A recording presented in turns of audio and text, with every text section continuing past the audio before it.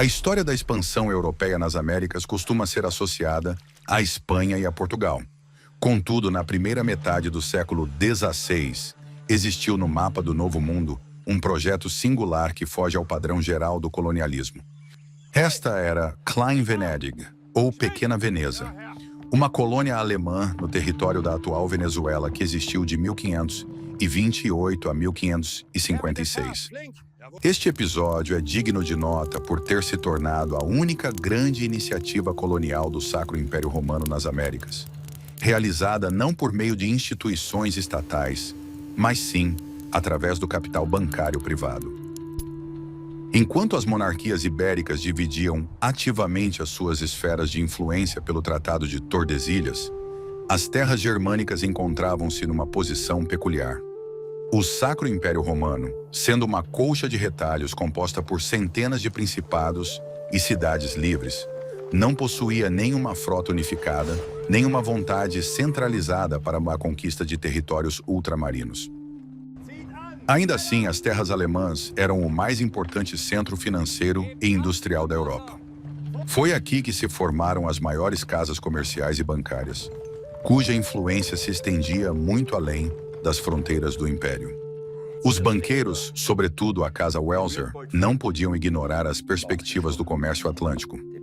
Sem poder contar com uma política colonial nacional, começaram a buscar caminhos alternativos para o Novo Mundo, utilizando seu principal recurso, o dinheiro. Inscreva seu nome e una-se à nossa honrada companhia. O surgimento de Klein Venedig foi resultado de uma configuração política singular que se formou em torno da figura de Carlos V. Em sua pessoa, as coroas de Espanha e do Sacro Império Romano foram unidas. Foi uma época de poder extraordinário, mas também de despesas igualmente extraordinárias. Travando guerras na Europa, combatendo a reforma e enfrentando a ameaça otomana, exigiam somas enormes de dinheiro, das quais o Tesouro Espanhol estava perpetuamente carente. A dependência de Carlos V dos empréstimos dos banqueiros de Augsburgo tornou-se a base para a futura colonização. Os Welsers, sendo os principais credores do imperador, viam na América não apenas um risco, mas também a oportunidade de lucros extraordinários. Rumores sobre a mítica terra de Eldorado, repleta de ouro, atiçaram o interesse do capital europeu pelas terras inexploradas da Bacia do Caribe. Quando as dívidas da coroa atingiram um ponto crítico, surgiu a ideia de transferir parte dos territórios para a administração dos banqueiros como forma de saldar as obrigações pendentes. Carlos V concedeu à família Welser direitos exclusivos para administrar a província da Venezuela. Recebeu este nome em homenagem a Veneza, ligação que também se refletiu no nome alemão da colônia. Formalmente, o território permaneceu sob a suzerania da coroa espanhola, mas na prática foi entregue para exploração privada. Os Welsers adquiriram o direito de nomear governadores, construir fortalezas, importar escravizados e, mais importante ainda, reivindicar a maior parte dos metais preciosos extraídos. Este foi um dos primeiros exemplos na história da privatização de uma região inteira por uma empresa privada. A criação de uma estrutura administrativa teve início com a fundação de povoados, sendo o mais importante deles, Coro. A cidade foi concebida para servir de base para um avanço posterior rumo ao interior do continente. O que hoje é a cidade de Maracaibo foi fundada como Nova Nuremberga. Os governadores alemães enfrentaram enormes dificuldades. Um clima desconhecido, doenças e a resistência dos povos indígenas tornaram a vida dos colonos extremamente dura. Ainda assim, os alemães tentaram estabelecer a cobrança regular de impostos e o controle territorial, introduzindo métodos de contabilidade conhecidos das casas de câmbio de Augsburgo. As relações com a população indígena, durante esse período, foram marcadas por um elevado grau de violência. Os administradores alemães, limitados pelo tempo e pelos recursos, procuraram obter lucro o mais rapidamente possível. Isso levou à criação de sistemas brutais de trabalho forçado e à apreensão em massa de escravizados. A ausência de uma estratégia de longo prazo para formar alianças com as tribos locais tornou a posição da colônia extremamente instável. Cada avanço mais profundo pelo interior resultava em novos conflitos, que exauriam o já reduzido contingente de colonos.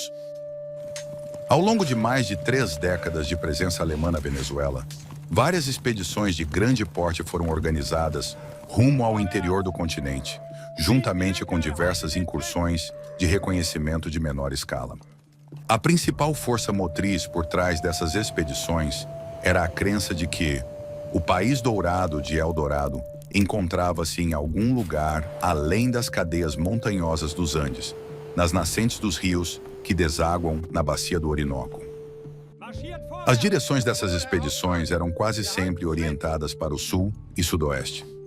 Os colonos partiram da costeira Coro e avançaram pelas vastas planícies cobertas de relva. O número total de participantes em cada expedição variava de 150 a 500 pessoas, sem contar os milhares de carregadores indígenas. Uma expedição relativamente bem-sucedida foi liderada pelo governador Nicolaus Federmann. Ele não encontrou ouro, mas conseguiu atravessar a Cordilheira Oriental e alcançar o planalto elevado de Cundinamarca, no que hoje é a Colômbia.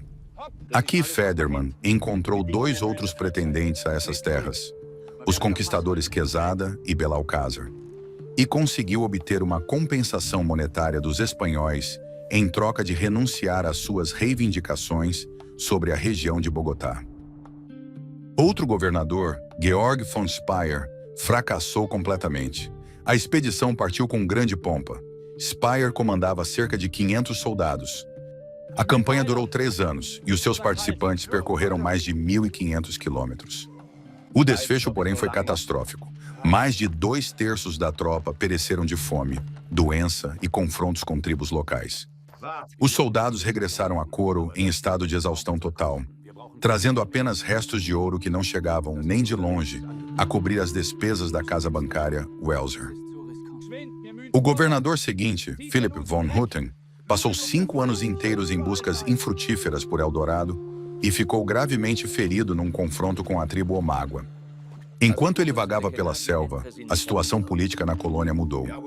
O funcionário espanhol Juan de Carvajal, aproveitando-se da ausência do governador, tomou o poder em Coro, apresentando documentos falsificados supostamente emitidos pela coroa.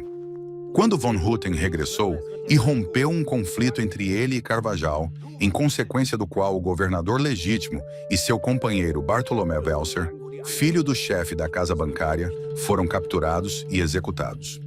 E embora o usurpador tenha sido posteriormente alcançado pela justiça espanhola, esse episódio expôs a extrema instabilidade do domínio alemão na Venezuela. Pelos anos 1540, a situação dos Welsers na Venezuela tornara-se crítica. Os prejuízos financeiros estavam aumentando e o caos administrativo intensificava-se. A coroa espanhola, já então sentindo-se mais confiante no Novo Mundo, começou a se incomodar com a presença de arrendatários privados. Foram iniciados processos judiciais, nos quais os alemães foram acusados de violar as leis coloniais, de exercer crueldade excessiva e de demonstrar zelo insuficiente na propagação do catolicismo, que era um componente central da conquista espanhola. A posição dos Welsers também estava enfraquecendo dentro do próprio império. Mudanças na política financeira de Carlos V e o acirramento da concorrência entre as casas bancárias privaram-nos do apoio de outrora. A resposta espanhola foi metódica. A restrição gradual dos direitos dos governadores alemães e o reforço da fiscalização por parte dos funcionários reais prepararam o terreno para uma revisão final dos termos da concessão. O processo de desmantelamento de Klein Venedig foi concluído em 1556. A coroa espanhola anulou oficialmente os direitos dos Welsers sobre a província da Venezuela, transferindo a administração diretamente para o governo real.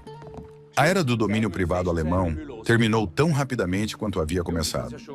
Os Welsers, embora tenham tentado defender os seus privilégios nos tribunais, acabaram por ser obrigados a admitir a derrota e a concentrar novamente os seus esforços nos assuntos europeus. A existência de Klein-Venedig pode ser caracterizada como uma experiência colonial breve, contraditória e, em última análise, mal-sucedida.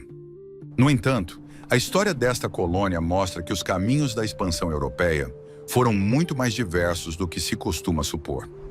Klein-Venedig permanece como parte do patrimônio comum do Novo Mundo, um testemunho de uma época em que até os banqueiros mais calculistas da velha Europa estavam dispostos a desafiar o desconhecido pelo brilho ilusório de Eldorado.